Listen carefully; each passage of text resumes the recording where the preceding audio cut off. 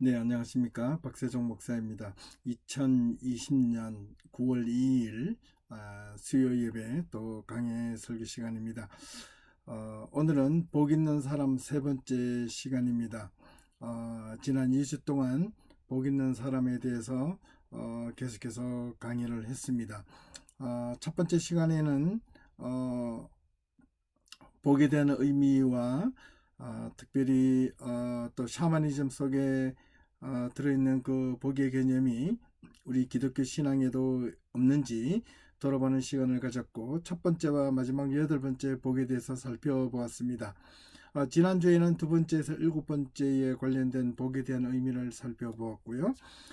오늘은 특별히 독일의 신학자 디트리 보네퍼 목사님께서 강해해 놓은 이 팔복에 대한 내용을 가지고 여러분들께 소개를 해 드리고자 합니다. 세 번에 걸쳐서 이 산상수훈에 있는 이 팔복에 대한 내용을 계속해서 강해하고 있는데요. 그만큼 중요하다고 할 수 있겠습니다. 예수님께서 말씀하셨던 이 말씀 가운데 어떻게 보면 가장 중요한 말씀이라고도 할 수 있겠습니다. 다시 한 번 더 마태복음 5장 1절에서 12절까지 있는 내용을 제가 한번 읽어 드리겠습니다. 잘 경청해 주시거나 눈으로 따라 읽어 주시면 감사하겠습니다. 예수께서 무리를 보시고 산에 올라가 앉으시니 제자들이 나아온지라. 입을 열어 가르쳐 이르시되 심령이 가난한 자는 복이 있나니 천국이 그들의 것이며, 애통하는 자는 복이 있나니 그들이 위로를 받을 것이며, 온유한 자는 복이 있나니 그들이 땅을 기업으로 받을 것이며, 의에 줄이고 목마른 자는 복이 있나니 그들이 배부를 것이며, 긍휼히 여기는 자는 복이 있나니 그들이 긍휼히 여김을 받을 것이며, 마음이 청결한 자는 복이 있나니 그들이 하나님을 볼 것이며, 화평하게 하는 자는 복이 있나니 그들이 하나님의 아들이라 일컬음을 받을 것이며, 의를 위하여 박해를 받은 자는 복이 있나니 천국이 그들의 것임이라. 나로 말미암아 너희를 욕하고 박해하고 거짓으로 너희를 거슬러 모든 악한 말을 할 때에는 너희에게 복이 있나니 기뻐하고 즐거워하라. 하늘에서 너희의 상이 큼이라. 너희 전에 있던 선지자들도 이같이 박해하였느니라. 아멘. 예, 감사합니다. 먼저 오늘은 독일의 신학자 디트리 보네퍼 목사님께서 설명하고 있는 이 팔복에 대해서 말씀을 드리고자 합니다. 그렇다면 먼저 이 디트리 보네퍼라는 이 독일 신학자가 어떤 분인지 우리가 한번 살펴볼 필요가 있겠습니다. 여러분들에게 간단하게 소개를 해드리겠습니다. 1906년 2월 4일에서 태어나서 1945년 4월 9일에 순교하신 목사님이십니다. 이 기간을 보면 제2차 세계대전이라는 것을 의뢰 짐작하실 수 있습니다. 예. 독일 루트교회 목사님이자 신학자이고 반나치 운동가였습니다. 특별히 고백교회 설립자 중 한 분이셨습니다. 이 고백교회라 하면 독일 나치 히틀러 제국 시대에 히틀러 정권에 저항하여 하나님의 말씀에 위배되는 불의한 정권, 권력에 대해서 단호하게 맞서 싸웠던 목회자들 그룹이었습니다. 아버지는 블레슬라우 정신과 의사였습니다. 아버지 칼 보네퍼와 어머니 파울라 보네퍼 사이에서 여섯 번째 아들로 태어났습니다. 루터교의 신앙생활을 한 전통적인 개신교 가문이자 아주 집안도 아주 훌륭하고 좋았습니다. 특별히 조부는 할아버지는 독일 프로이센 제국 왕실 궁정 목사였을 정도로 그 기반이 튼튼했고, 아버지 칼 보네프는 디티리가 특별히 신학을 하려고 하는 것에 대해서 반대했습니다. 그 형제들과 부모들은 다른 학문을 하도록 권유를 하였지만 디트리의 그 의지를 꺾지 못했습니다. 독일 튜빙겐 대학교, 유명한 대학교죠. 튜빙겐 대학교, 베를린 대학교를 거쳐서 신학 공부를 후에 그가 졸업 논문으로서 제출하였던 유명한 논문이 있습니다. 그 제목이 성도의 교제라고 하는 제목인데요. 이 내용은 신정통주의 신학자였던 칼 바르트가 이 논문을 보고 아주 훌륭하다고 칭찬할 정도로 논문이 훌륭했습니다. 한국어로 번역도 되어 있으니 여러분들 기회가 되는 대로 꼭 한번 읽어봐 주시면 고맙겠습니다. 제목은 성도의 교제입니다. 특별히 디트리 보네포 목사는 프랑스 개신교 목회자였던 장 라세르의 목사님의 영향으로 예수님의 이 산상수훈에 영향을 많이 받았고 신학적 뿌리를 두는 특별히 기독교 평화주의자가 되었습니다. 이 기독교 평화주의자가 되었는데 어떻게 독일 반나치 운동가가 되었고 히틀러 암살에 가담하게 되었을까? 참 아이러니한 사건입니다. 디트리 보네포가 했던 유명한 말이 있습니다. 미친 택시 운전사가 인도로 차를 몰고 가면서 사람을 치어 죽이고 있는데 내가 목사라고 해서 어찌 죽어가고 있는 사람들의 장례만 치를 수 있겠느냐. 빨리 그 택시 운전사를 끌어내리는 것이 목회자의 본분이다 라는 말을 한 적이 있습니다. 그만큼 어떤 현실에 대해서 아주 그 실천가였고 말씀과 믿음을 따라 살았던 목회자이자 신학자였습니다. 그림을 하나 보여드리는데요. 이 그림이 무엇인지 아시겠습니까? 예, 그 유명한 영국의 런던에 있는 웨스트민스터 대사원, 대사원입니다. 성공의 사원인데요. 영국 왕실에서 결혼식이 있거나 뭐 세례를 받거나 아니면 장례식이 있을 때마다 이 웨스트민스터 대사원을 이용을 하기도 합니다. 아주 역사가 깊고 훌륭한 건축물 양식을 갖고 있습니다. 이 건축물 가운데 이 서쪽 문 쪽으로 보면 지금 이렇게 화살표로 제가 보여드리고 있는데요. 이 들어가는 서쪽 문인데요. 서쪽 문으로 들어가는 이 문 위에 여기에 원래는 여기가 그냥 이렇게 아무것도 없는 그냥 벽이었습니다. 그런데 이 벽면에다가 1998년에 10명의 근대 순교자 동상을 만들어 세웠습니다. 그래서 왼쪽부터 하나, 둘, 셋, 넷, 다섯, 여섯, 일곱, 여덟, 아홉, 10명의 근대 순교자입니다. 여기에다가 부조를 만들어서 세워놓았고요. 그 7번째 이 동상이 바로 디트리 보네포 목사님이 동상이 세워져 있습니다. 이 10명에 대한 이 순교자가 아주 조금 더 궁금하실 텐데요. 간단하게 소개를 해드리면 왼쪽부터 1번부터 차례대로 빨리 소개해드리고 오늘 본문으로 들어가겠습니다. 첫 번째는 막시밀리아노 마리아 꼴베라는 사람입니다. 코벤투알 성 프란치스코 수도회 소속의 수도 사제입니다. 아우슈비츠에서 다른 수감자들을 대신해서 죽음을 자청해서 순교를 했던 분이십니다. 아우슈비츠 수용소에 가면 이 꼴베 사제의 내용이 있습니다. 혹시 아우슈비츠 수용소에 방문하실 분이 있으면 이분을 유심해서 찾아 감옥소에 있는 그 수용소 안에 유심히 이렇게 다니다 보시면 발견하게 되실 겁니다. 두 번째는 만체 마세몰라 토착 종교, 샤머니즘 무속 종교에서요 통공회로 개종했다는 이유로 아버지에게 피살을 당했던 이 여인입니다. 그리고 세 번째는 이 자나니 룸 대주교 성당인데요. 캐톨릭 주교죠. 우간다의 독재자 이디 아미나치 치하에서 암살을 당했던 분입니다. 그리고 네 번째는 엘리자베스 표드르브나 르브나 대공비입니다.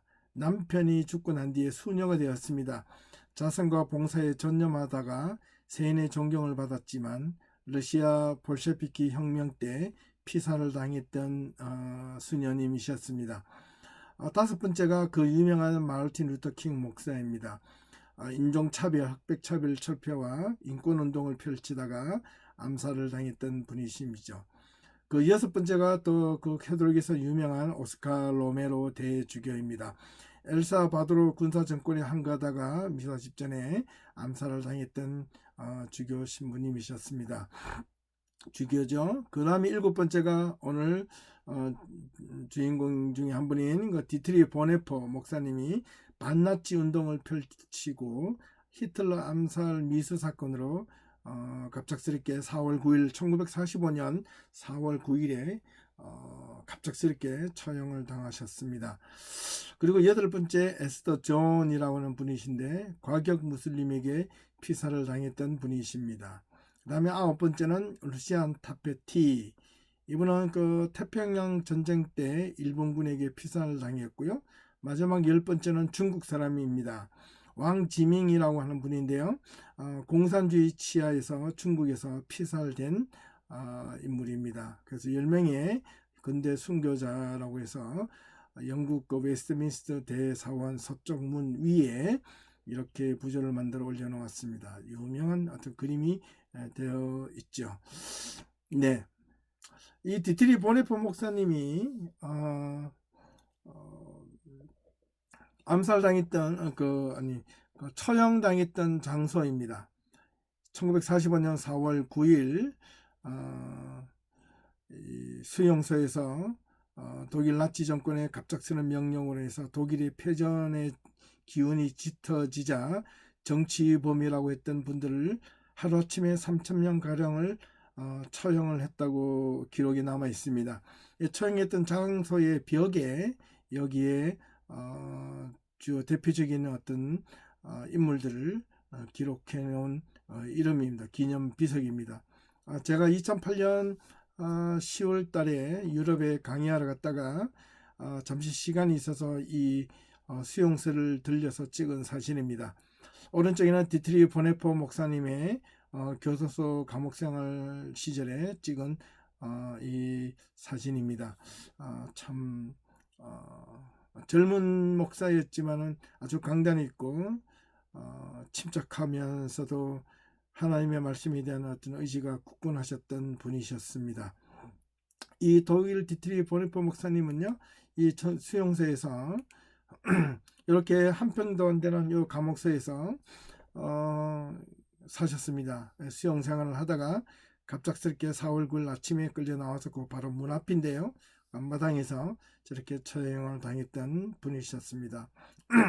그렇게 오랫동안 그 감옥 생활을 하면서도 그의 신앙과 본분과 어떤 삶의 모습을 잃어버리지 않았습니다.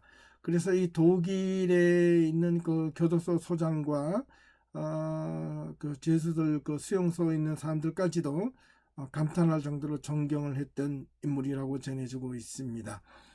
예.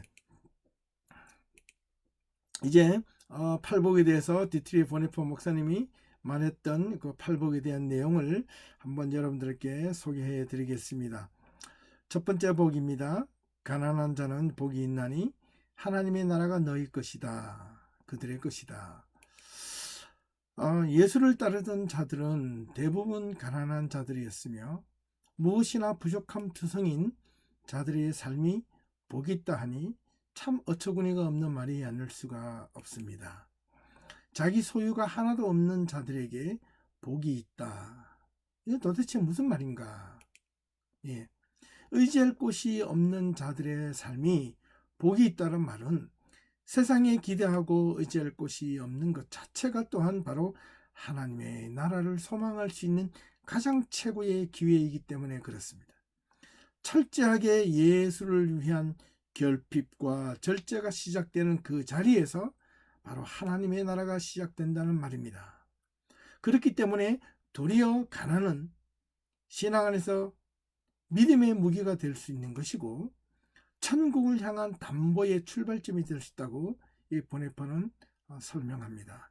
가난 자체가 좋아하지 않습니다. 선호하지 않지만은 내가 부족하고 내가 없음으로 말미암아 하나님을 더 의지하게 되고 더 강렬하게 바라보게 되는 무기가 될 수 있다는 것은 역설적인 겁니다. 그렇기 때문에 하나님의 나라를 향한 믿음과 신뢰와 바라봄에 대한 출발이 되는 것입니다. 그렇기 때문에 신앙 안에서의 복의 제거는 십자가를 제거하려는 데 있다는 것 잊지 말아야 한다고 보네포는 힘주어 이야기합니다. 그리스도인에게 있어서 십자가는 바로 복의 출발입니다. 그러나 넌 크리스천들, 비기독교인들은 십자가는 형틀일 뿐입니다. 죽음의 상징일 뿐입니다. 그러나 기독교인들에게 십자가는 복의 출발입니다. 네. 두 번째 복은요. 고난을 참는 자는 복이 있나니 저희가 위로를 받을 것이다. 이 보네포는 애통하는 자를 고난이라는 말로 표현하였습니다.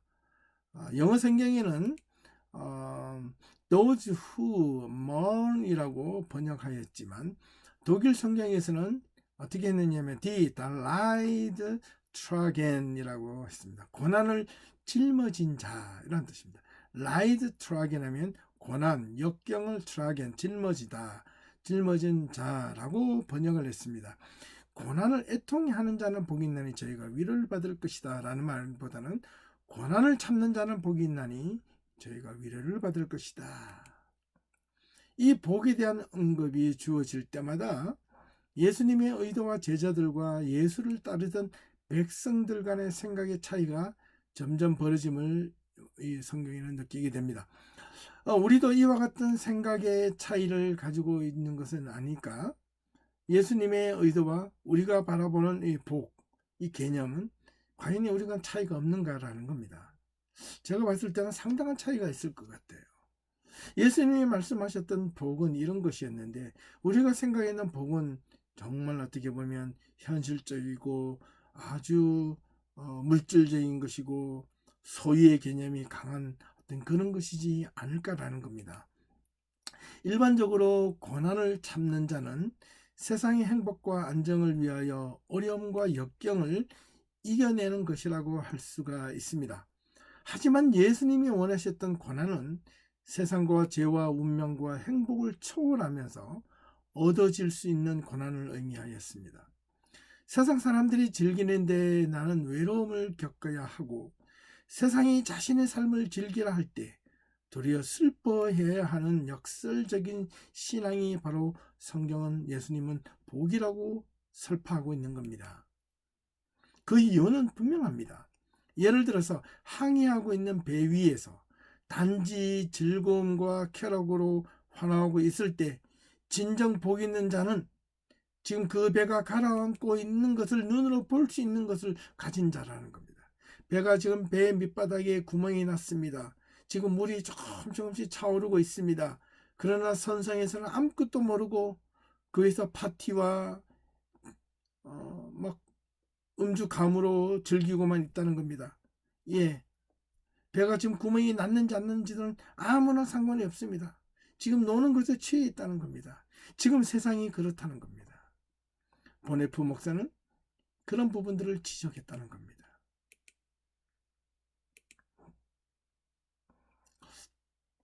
네 번째, 이 마르틴 루터는 이 애통함이란 이 헬라에서 독일말로 번역할 때 루터 성경을 개신교 있죠?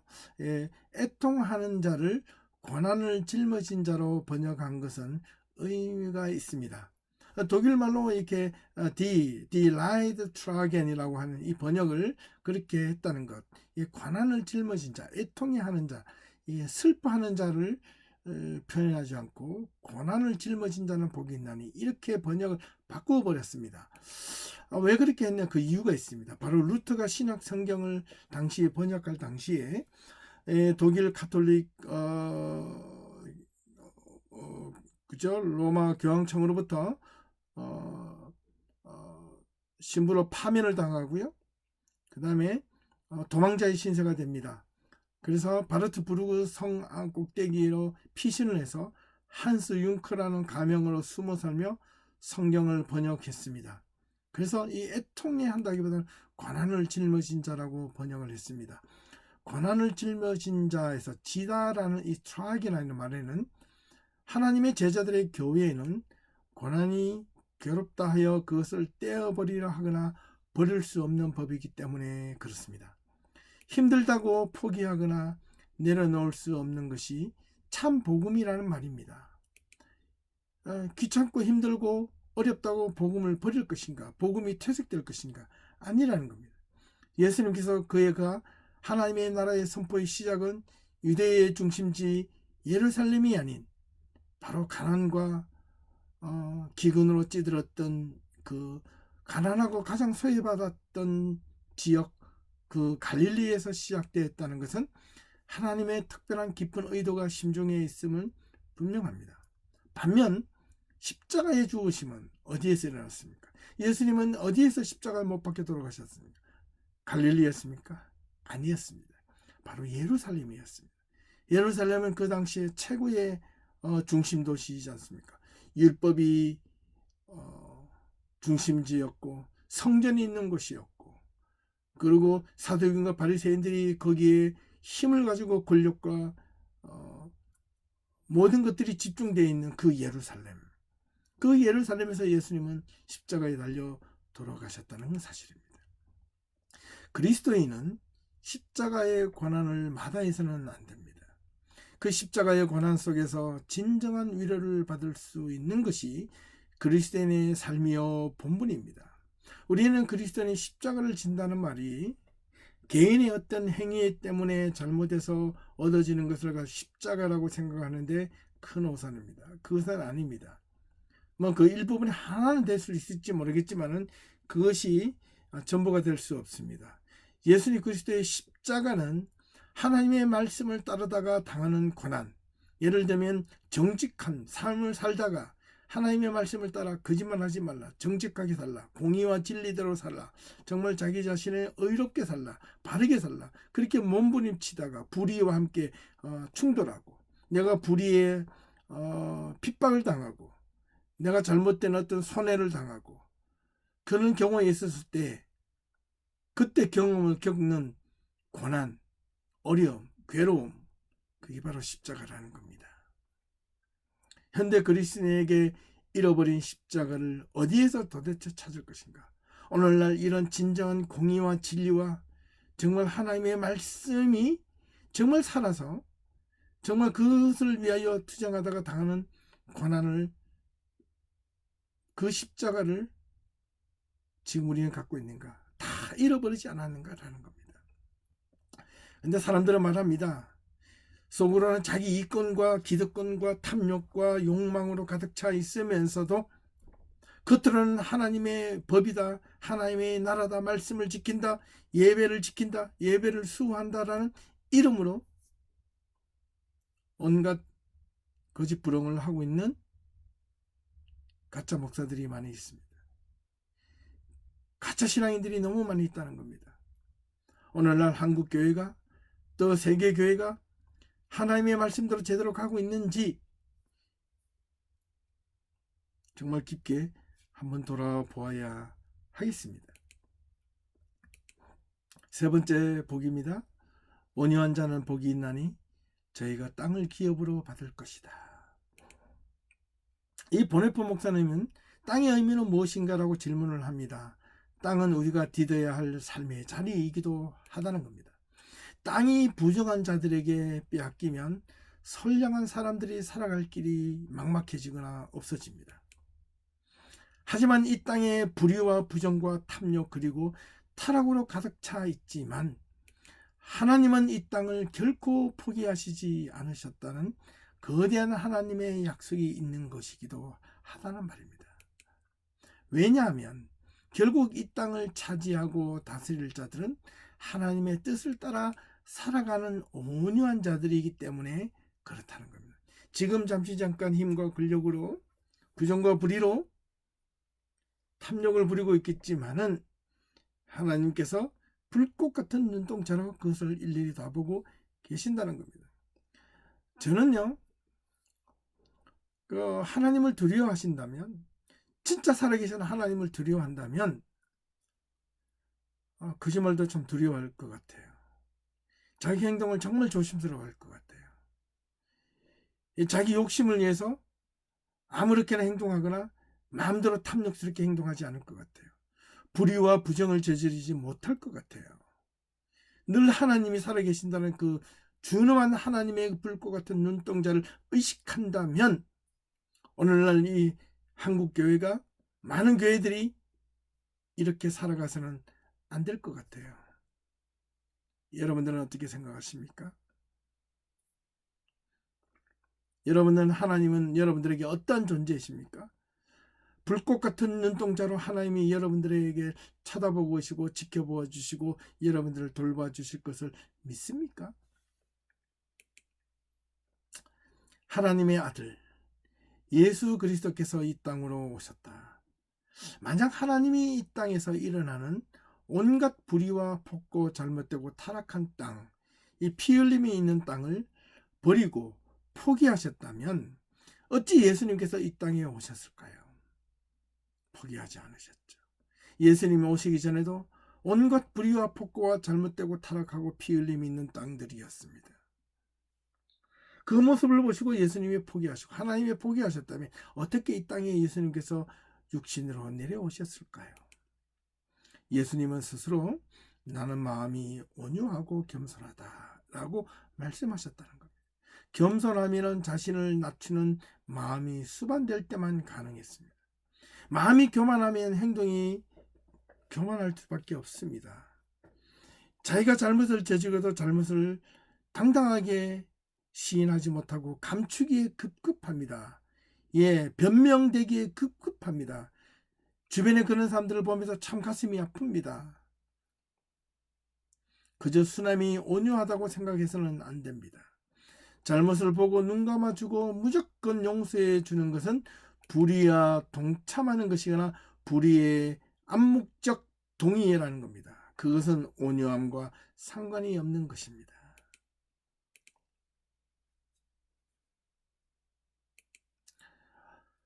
이 진정한 온유함의 시작은 바로 철저한 자기 절제와 반성에서 시작됩니다.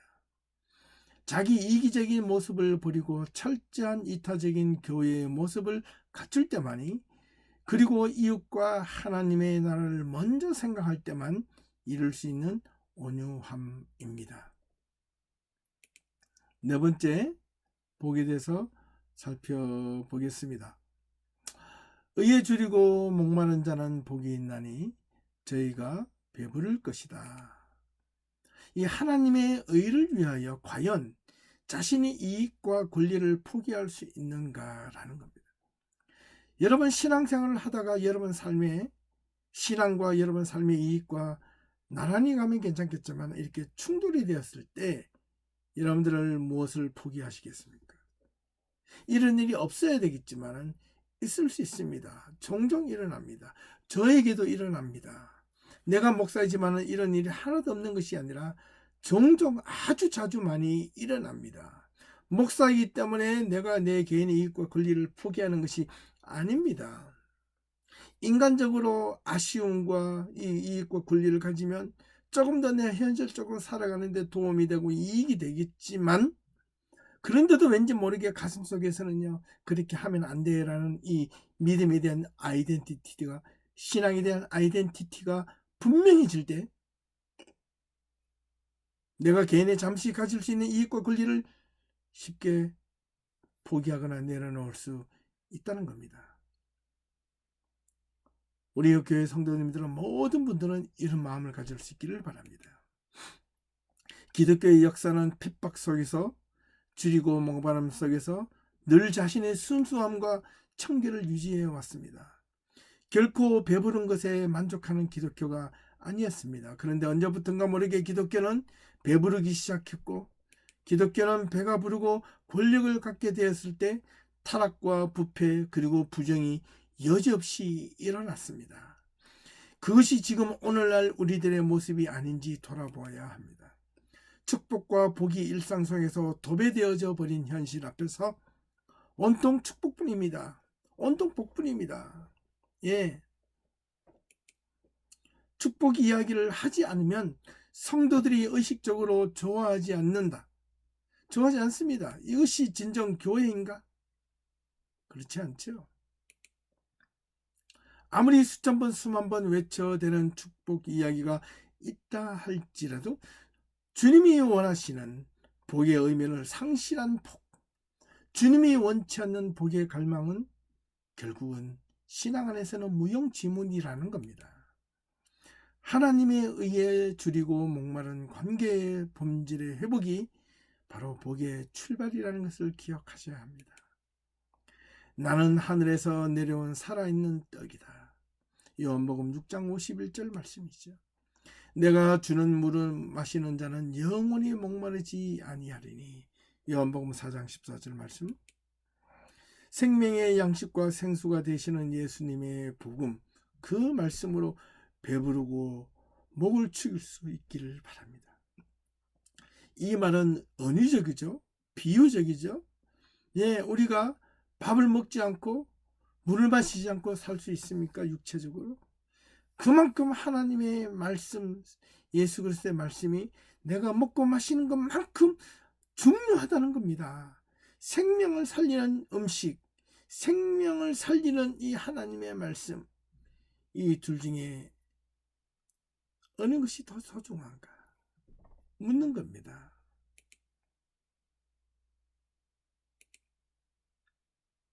다섯 번째 복, 긍휼히 여기는 자는 복이 있나니 저희가 긍휼히 여김을 받을 것이다. 가난한 자, 이방인, 고아와 과부는 자기를 신원해 주거나 보호해 줄 자가 없기 때문에 그들은 자신들의 권리를 내세울 수가 없어서 그 권리를 포기한 지 오래된 자들입니다. 이들은 마음이 비굴하기 때문이 아니라 권리를 가질 수 없었기 때문에 힘이 없는 자입니다. 아무도 보호해줄 수 없습니다. 긍휼의 진정한 의미는 무엇인가? 자신이 아무것도 없음을 고백한 자라는 말입니다.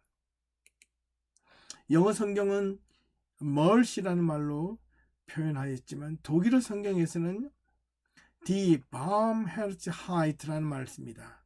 Barmherzigkeit. 이 말은 바로 마음이 따뜻한 자라는 뜻입니다. 이 긍휼은요, 마음이 따뜻한 사람이 긍휼한 자입니다. 마음이 차가운 사람은요, 자비로움이 없어요. 말도 툭툭 내뱉고요. 자기가 무엇을 그렇게 하는지를 모른다는 겁니다. 어떠한 자가 마음이 따뜻한 자입니까? 측은진심을 가질 수 있는 자입니다. 동정은 상하 계급에서 이루어지지만 긍휼은 동등한 입장에서 이루어진다는 것 기억하셔야 합니다. 자신의 삶이 안전함에도 불구하고 자신의 안전한 삶을 내려놓고 다른 사람의 고난과 비천함과 억눌려 있는 죄책감에 뛰어들어 그들의 아픔을 함께하는 상태를 바로 긍휼함이라는 뜻입니다. 주변의 어떤 환경적 요소로 꺾일 수 없는 강인한 따뜻한 마음이 있기에 미천한 자, 병든 자, 가련한 자, 천함과 욕을 당한 자, 불의의 고난을 당하는 자, 배척을 받은 자, 고통과 근심을 당하는 모든 사람들을 자기보다 업신여기지 않고 동등한 입장에서 바라보는 것을 긍휼히 여기는 자라는 뜻입니다. 이걸 보네포가 이야기를 했습니다. 참 의미 있는 말이 아닐 수 없습니다. 예, 가장 어리석은 사람은 자신을 스스로 긍휼히 바라볼 줄 모르는 자입니다. 끝까지 자기 허물과 자기 포기를 모르는 사람이야말로 자기 긍휼이지 않는 사람입니다. 바로 교만한 자가 자기 긍휼을 잃어버린 자입니다. 자기 부정을 할 수 없는 자, 자기가 잘못하고 있는 것을 고백할 수 없는 자, 시인하지 않는 자. 예, 얼마나 교만하면 자기 긍휼함을 모른다는 겁니다. 하나님의 긍휼의 손길을 무시하기 때문입니다. 자기 잘못이 무엇인지 모르기 때문입니다. 세리들과 죄인들은 더없이 자신의 허물과 껍데기를 깨고 나온 자들이었지만 바리새인들과 사두개인들은 자신의 허물을 외형과 형식에 꽁꽁 묶여둔 가식적인 자들이었다는 겁니다. 행여 우리는 신앙인이라는 이유로 우리의 허물과 모순을 꽁꽁 숨겨두고 가식적인 신앙생활을 하지는 않았는가? 하나님이 가장 싫어하시는 신앙의 모습 중 하나가 바로 가식이라는 겁니다. 가식적인 신앙을 하나님이 가장 싫어하십니다. 있는 그들의 자신을 드러내고 고백할 수 있는 용기가 긍휼함을 구하는 첫 번째 기름을 잊지 말아야 하겠습니다. 회개는 자신의 허물을 드러내는 자리이지 숨김을 당하는 면책특권의 자리가 아니기 때문에 그렇습니다. 기억하셔야 됩니다. 여섯 번째, 마음이 깨끗한 자는 복이 있나니 그들이 하나님을 볼 것입니다. 마음이 깨끗한 자는 도대체 누구인가? 어떠한 자가 마음이 깨끗한 자인가? 하루에도 수십 번 수백 번 온갖 죄와 허물투성이로 가득 찬 인간이 어떻게 깨끗하게 될 수 있단 말인가? 하루에도 12번도 더 흔들리는 자기의 마음을 온전히 예수님께 맡기고 그분을 전적으로 의지하는 자에게 마음의 청결함을 얻을 수 있다라는 뜻입니다. 하루에 수십 번 수백 번 더 흔들리는 이 마음, 내가 내 마음을 잡기 힘들잖아요. 그 마음을 하나님께 맡기는 겁니다. 의지하는 겁니다. 마음의 청결은 자신의 노력이나 힘으로 씻겨지지 않는다고 보네포는 힘주어 이야기합니다. 선행이 마음의 청결은 아니라는 겁니다. 인간이 행하는 마음의 청결은 여전히 불순물이 섞여 있기 때문에 그렇다는 겁니다. 마음이 깨끗해지려면, 마음이 순수해지려면 무엇을 해야 하는가라는 겁니다. 통과 의례가 필요합니다. 그것은 바로 고난이라는 불이 필요하다는 겁니다. 금도 불 속에 연단되어 순금으로 다시 태어나듯이 인간의 마음도 고난이라는 불무불 속에서 잘 견디고 이기고 나갈 때 마음의 온갖 불신의 불순물들을 걸러내고 태워지고 없어져서 하나님의 말씀으로 온전히 거듭나게 되어 있다는 겁니다. 고난이 없으면 하나님의 찾는 빈도가 줄어든다는 겁니다. 이 독일어로 마음이 깨끗하다는 말은 Die reines Herzens sind라는 뜻입니다. 순수한 마음을 가진다는 겁니다. 순백한 마음을 가진 자라는 뜻입니다. 청결한 마음을 가진 자라는 겁니다.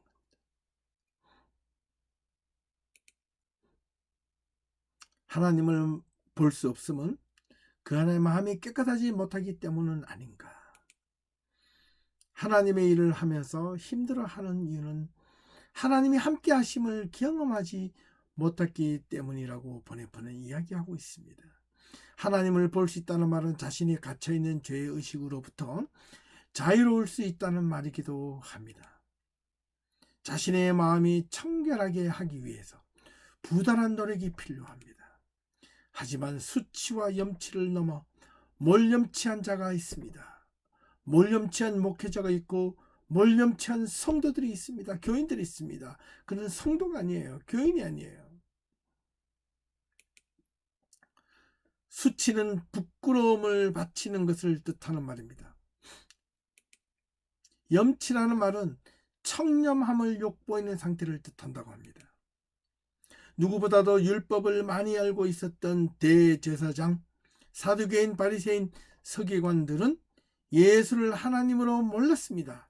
그 이유는 그들 자신들이 율법이 부족했기 때문이 아니라, 율법을 몰랐기 때문이 아니라 그 율법을 알고 있으면서도 마음의 청결함, 순수함이 없었기 때문에 그렇습니다. 오늘날 교인들이, 많은 교인들이 하나님을 몰라서 예배를 못 드려서, 성경을 안 읽어서, 신앙생활이 똑바르지 않거나 자기 삶이 엉망인 것이 아니라 마음의 순수함, 청결함이 없기 때문에 하나님을 제대로 볼 수 없다는 겁니다. 하나님을 만나보고 싶으십니까? 먼저 마음의 정결함을, 순결함을 가지도록 노력하십시오. 하나님을 바라보는데 불순물을 제거하라는 말입니다. 오로지 자신만이 알 것입니다. 내 안에 어떤 불순물이 들어있는지, 무엇인지를 말입니다. 일곱 번째, 화평하게 하는 자는 복이 있나니 저희가 하나님의 아들이라 부름을 받을 것이다. 예수를 따르는 자는 샬롬을 위하여 부름을 받았습니다. 화해의 도구가 되라는 말씀이었습니다. 그 이유는 예수님이 우리의 화평이시기 때문에 그렇습니다. 에베소서 2장 14절입니다. 온갖 불의와 불평과 선동을 내려놓게 하는 힘은 오로지 예수님의 샬롬에서 이루어질 수 있습니다. 그가 힘으로 승리하신 것이 아니라 자기가 죽으심으로 승리하셨기 때문입니다. 참 어렵고 힘든 이야기인데요. 근데 우리도 그렇게 살 수 있도록 노력해야 하겠습니다. 평화와 화해를 선포하는 자리에서 가장 싫어하고 힘들어하는 자는 누구이겠습니까? 바로 악을 행하는 자들입니다. 네, 그래서 악에게 지지 말고 선으로 악을 이기라고 이야기합니다. 로마서 12장 21절이 바울은 말했습니다. 영어 성경에는 peacemaker라고 번역하였으나 독일어 성경에서는요, 이 화평케 하는 자를 die Friedfertigen이라고 말을 했습니다. 이거는 평화를 완성한 자, 이루는 자, 평화를 종결시키는 사람을 뜻합니다. 화평케 하는 자는 피스메이커, 평화를 만들어가는 사람이 아니라 진짜 화평은요, 평화를 끝마치는 자, 평화를 이루어낸 자, 그 뜻입니다. 평화를 완성시킨 자가 하나님의 아들이라 부름을 받을 것이다. 야, 이게 참 독일어 말이 참 놀랍고 훌륭합니다.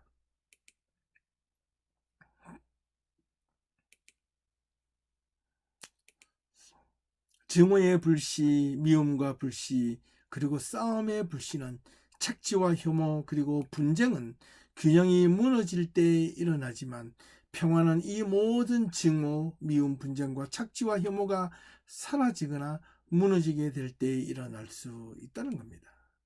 네.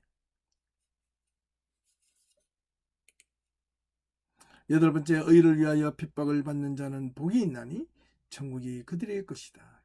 이 말은 하나님의 의에 대한 언급보다는 의로운 일을 위하여 받는 고난과 예수님의 제자들의 행동과 옳다고 판단되는 행동에 관한 이야기를 설명하고 있다고 보네퍼는 이야기합니다. 어떤 이들은 자신의 불의한 행동을 하고도 자신의 행동의 정당성을 입증하기 위해서 스스로 옳다고 생각하는 자들의 마음이 있습니다. 그것은 자신의 양심을 화인맞게 만드는 자입니다. 자신의 행동의 정당성을 부여하기 위한 자기 최면일 뿐, 의를 위하여 핍박을 받는 것은 자신의 불의한 행동과 결코 상관이 없는 것입니다. 옳은 일을 위하여 주저하는 자, 옳은 이름을 알고는 있으나 자신이 당할 불이익을 위하여 침묵하는 자의 모습은 불의에 동조하는 자들이라고 간접적인 역설적으로 이야기하고 있습니다. 박해를 받는 자로서 그들은 어쩌면 가난한 자들과 동일한지도 모릅니다. 그들은 의를 외칠 힘도 없기 때문에 그저 끌려갈 뿐입니다. 그들에게 무슨 의를 선포할 수 있습니까? 의를 위하여 일어서라고 어떻게 외쳐야 한단 말입니까? 힘도 없고 능력도 없는데 하나님의 의의 선포는 세상의 힘으로 하는 것이 아니기 때문에 그렇습니다. 진리의 힘, 그 진리의 힘은 세상의 무력이나 힘을 가지고 하는 것이 아닙니다. 마지막으로 디트리 보네퍼 목사님 팔복에 대한 결론을 이제 내려보겠습니다. 이러한 팔복의 근거가 이 세상에 어디 있단 말입니까? 바로 하나님의 말씀과 하나님의 나라에 있습니다. 이런 말을 들은 제자들과 예수를 따르던 백성들은 어떤 마음을 가졌겠습니까? 도저히 할 수 없어. 우리가 도저히 할 수 없는, 우리가 도저히 갈 수 없는 복이로구나 라고 생각하였을까? 그렇지 않습니다. 오히려 나도 저렇게 살아가야겠다 라고 생각하는 사람들과 나는 저렇게 살기 싫어, 나는 저렇게 살 수 없어 라고 포기하고 돌아선 사람이 있을 것이었습니다. 여러분은 어떤 선택을 하고 싶으십니까? 이 보네퍼 목사님이 말씀하셨던 8가지 예수님의 팔복에 대한 이 강의를 보고 나도 저렇게 살아야 되겠다라고 생각이 드십니까? 아니면 나는 저렇게 살 수 없어 라고 포기하고 돌아서고 싶은 마음이 생기셨습니까? 하지만 예수님은 이런 어떤 선택할 것인지에 대한 의문의 여지 없이 마지막 당부의 말씀은 비장하기만 합니다. 우리가 앞으로 살면서 가져야 할 신앙의 기준이 아닐 수 없습니다.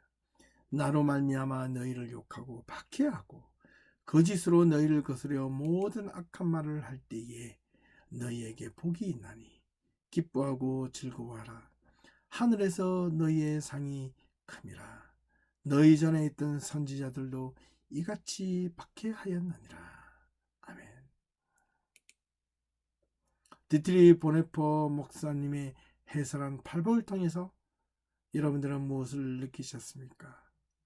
이 말씀을 듣고 여러분들이 이 팔복에 대해서 다시 한 번 더 묵상해 보시고 지난 3주일 동안 우리가 쭉 들었던 이 팔복에 대해서 여러분 나름대로 잘 정리하셔서 정말 우리가 생각하는 하나님께서 우리에게 주시고자 하는 복, 우리가 정말 가져야 될, 우리가 저 마음속에 품어야 될 복이 무엇인지 잘 깨닫고 남은 한 주간도 저 여러분의 삶 속에서 또 특별히 보네포 목사님이 자신의 삶의 실천으로 그렇게 살아갔던 이 팔복에 대한 내용 그대로 우리 삶 속에서 작은아마 하나하나 실천되어질 수 있기를 주님의 이름으로 축원하며 수고하셨습니다.